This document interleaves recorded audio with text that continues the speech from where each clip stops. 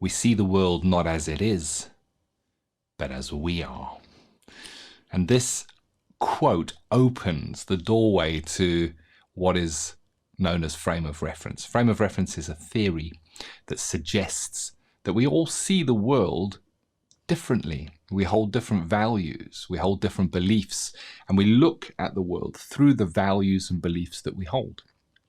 And I guess if you want to see frame of reference at its pointiest side, we look to the wars that are fought in the world, where one side will say, this is the truth, and we're willing to fight for that. And the other side will say, no, this is the truth, and we are willing to fight for that. And they will fight to the death over two versions of truth held about the same idea. And that is two different frame of reference on the same topic. Now, when we look to a helping relationship, we have a frame of reference. We have a way that we look at the world. And we need to be aware of frame of reference to ensure that it doesn't contaminate the relationship, the helping relationship, that it doesn't get in the way and distort what a speaker may bring in. Because that speaker will themselves have had their own experiences in life, their own upbringing, their own beliefs system, their own culture, all of which shapes and forms the frame of reference that they will hold. So they will bring their truths, how they feel, who they are, what they're experiencing. And understanding frame of reference is about us trying as best we can to separate our own frame of reference so that we can be there purely and cleanly without our filter and receive the information that is coming to us from the speaker's frame of reference or their perspective. Now, a way of thinking about frame of reference is to think of it like a pair of glasses. It has the frame, and we'll call that the frame of reference. And the glass that we look through is the lens of our held frame of reference. And we see the world not as it is, but as we ourselves are through that lens. Frame of reference develops from our self-concept, and it's the messaging we receive from our primary caregivers. It is the culture that we are born into. It is the belief systems that we are given, but we're kind of given a frame of reference of how we should act or how we should interact dependent on what our biological sex is. And now there's a lot more fluidity and a lot more acceptance of people being who they truly want to be with regards to sexuality and gender. But underneath that is all the messaging that is brought up. So, oh, it's a boy, I'm going to buy you something that is blue. Now that is a Western culture belief. It's a boy, must be blue. He's going to like playing with cars. He's going to like building things. These are the kind of jobs that a grown male would do.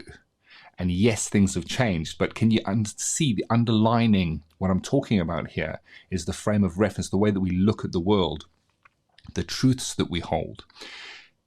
And I guess it's about understanding that those truths are just true for us.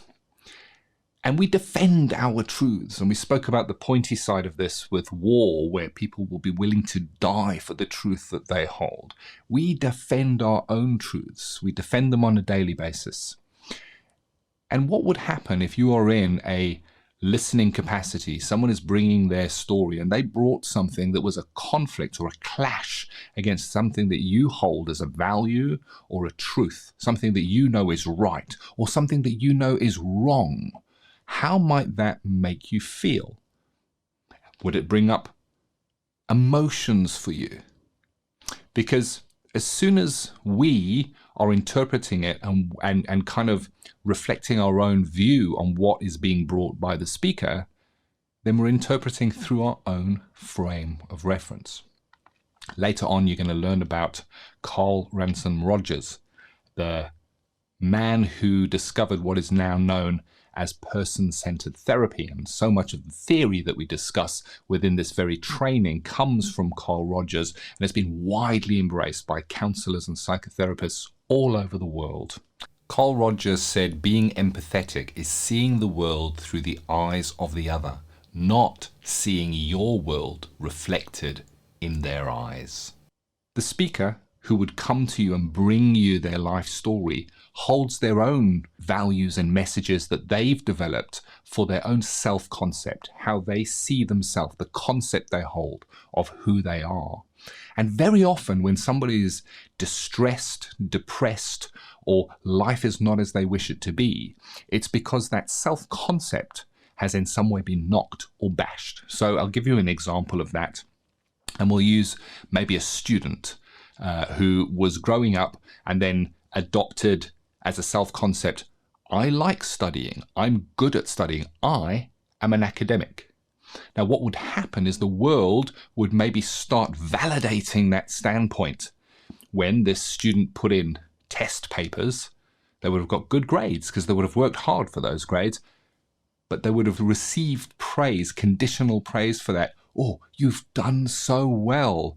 You're such a good academic. You are a high achiever.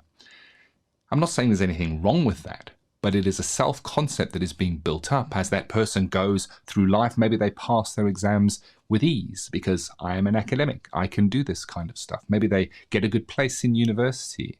Maybe they make their way through university with A's, getting awards and having that reinforcement of that self-concept of you are a high achiever. It's almost like this high achievement is a key that just opens everything that I touch. As I go through life, the doors swing open. I am a high achiever. And then this person gets into a situation where they're not able to succeed, where they may fail. And what happens there is life kind of shows them a lesson that differs from their held self-concept.